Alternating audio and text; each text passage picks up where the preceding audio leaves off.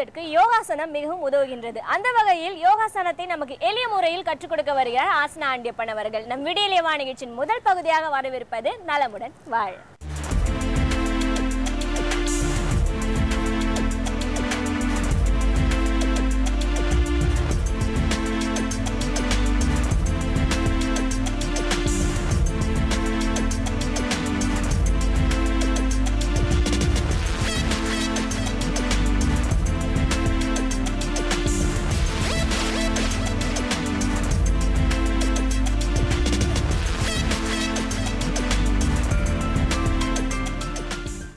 என் அருமை உலகத் தமிழ் மக்களே, தாய்மார்களே, பெரியோர்களே, சிறார்களே, என் அருமை சீடர்களே, உங்கள் அனைவருக்கும் என் இனிய காலை வணக்கம்.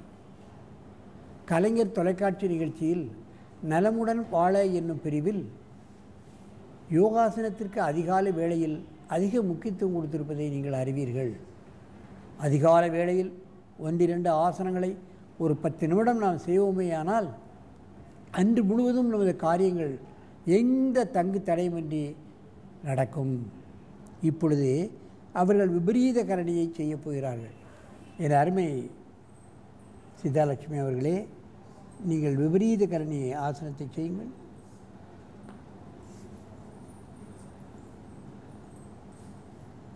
கொஞ்சம் என்ன வாங்க.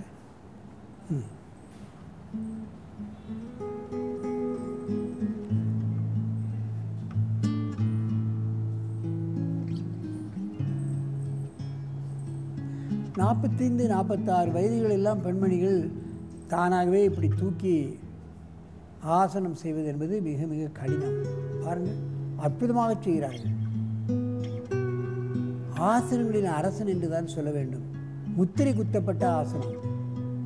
இதற்கு அர்த்த சர்வாங்காசனம் என்றுதான் பெயர் கொடுக்க வேண்டும்.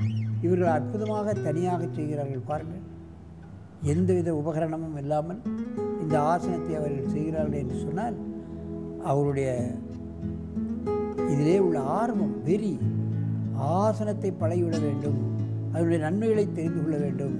நம் நாட்டுக்கு சென்று பல்கலைக்கழக மாணவர்களுக்கும் பொதுமக்களுக்கும் இதை கற்பிக்க வேண்டும், அவர்களெல்லாம் நோயற்ற வாழ்வுக்கு வழிதேட வேண்டும் என்ற ஒரு ஆர்வத்தில் இங்கே வந்து 90 நாட்கள் இங்கே இருக்க போகிறார்கள். பார்க்க வேண்டும்.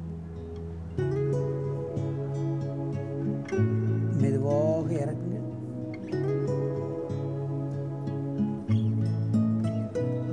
நீண்ட மூச்சு வாங்கிக் கொள்ளுங்கள். அங்கே தலையை வைத்து இங்கே கால் நீட்டுங்கள்.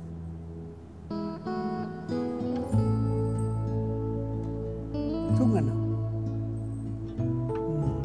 பாருங்கள், இவ்வளவு அனாவசியமாக செய்கிறார்கள் என்பதைத்தான் நாம் கவனிக்க வேண்டும். 46 வயது பெண்மணி எவ்வளவு அனாவசியமாக செய்கிறார்கள் பாருங்கள்.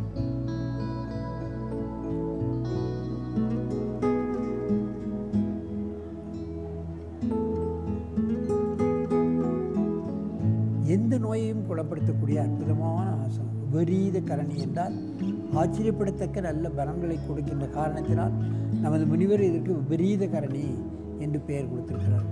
அதைத்தான் நாம் முக்கியமாக கவனிக்க வேண்டும். இது போன்ற ஆசனங்களை எல்லாராலும் செய்ய முடியாது. அது 46 வயதுடைய பெண்மணி எப்படி செய்ய முடியும் பாருங்கள், அற்புதமாக செய்கிறார்கள்.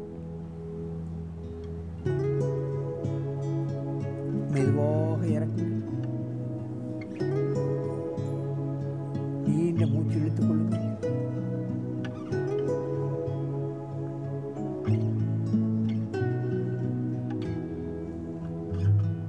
மீண்டும் ஒரு முறை செய்யுங்கள்.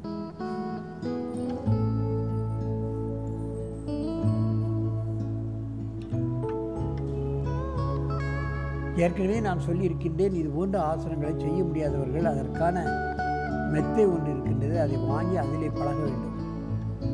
ஒரு 500 எண்ணிக்கையில் ஆரம்பித்து 1000 எண்ணிக்கையை அவர்கள் தினமும் காலையிலும் மாலையிலும் செய்வார்களே. ஆனால் பல நாட்கள் தீர்க்க முடியாத வியாதிகளிலிருந்து கூட அவர்கள் விடுபட்டு விடலாம். ஹார்ட் சம்பந்தப்பட்ட பிரச்சனைகள், மூளையிலே ஏற்பட்டிருக்கின்ற பல்வேறு பிரச்சனைகள், தைராய்டு சம்பந்தப்பட்ட பிரச்சனைகள், டைஜஸ்டிவ் சிஸ்டத்தில் ஏற்படக்கூடிய பிரச்சனைகள் எல்லாம் முக்கியமாக நீங்கிவிடும். அதாவது அன்னமய கோஷம், பிராணமய கோஷம், மனோமய கோஷம், விஞ்ஞானமய கோஷம் அத்தனையும் சரியாக இயங்கும். ஜீரணக்கருவிகள், ஹார்ட், இருதயம், நுரையீரல், புலன் உறுப்புகளான கண், காது, மூக்கு, வாய், இன்னும் மூளை இவைகளெல்லாம் சரியாக இயங்கும் பொழுது மனிதனுக்கு நோய் எங்கே வரப்போகிறது? நோய் என்பதே பக்கத்திலே வராது. மெதுவாக இந்த ஆசனத்தை கலையுங்கள். நேராக வந்து பத்மாசனத்தில் அமருங்கள். நீங்கள் இந்த பெண்மணியை பார்த்த பின்பாவது, மலேசியாவிலிருந்து இங்கே வந்து செய்கிறார்களே, இதை பார்க்கின்ற அத்தனை பெண்களும், ஏன் ஆடவர்களும் தங்கள் குழந்தைகளையும் பெண் குழந்தைகளையும் தங்கள் மனைவி மற்றும் பெண்களையும் இது போன்ற ஆசனங்களை செய்ய வைத்து அவர்கள் என்றும் ஆரோக்கியமாக இருப்பதற்கு நீங்கள் வழிகாண வேண்டும் என்று உங்களை நான் கேட்டுக்கொள்கின்றேன்.